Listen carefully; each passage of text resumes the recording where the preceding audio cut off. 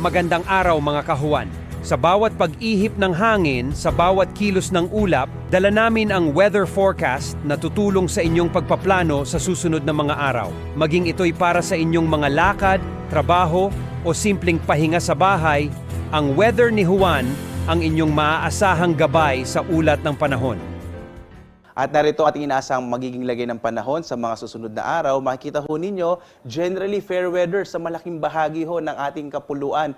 Inaasahan kasi natin, the next few days ay hihina palalo ang amihan at dahil doon patuloy ang pag-iral ng easterlies at magkakaroon pa rin ng mga posibilidad ng mga localized thunderstorms. Alam po ninyo kasi nang nangyayari ho, na mas nararamdaman natin yung lamig na dulot ng amihan, base ho sa mga datos natin, mga bandang January o February. Doon talaga natin mararamdaman yung pagbaba ng temperatura. Sa Kamaynilaan, yung magiging agwat ng temperatura in the next 3 days ay mula 24 to 33 degrees Celsius. Sa Baguio, 17 to 26. Sa Legazpi, 25 to 33 degrees Celsius. Sa Metro Cebu naman, nasa 26 to 33 degrees Celsius, habang sa Metro Davao, 25 to 34 degrees Celsius.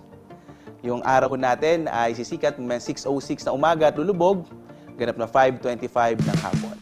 Ang bawat hagupit ng hangin at bawat patak ng ulan ay inyong masusubaybayan dito lang sa Weather ni Juan.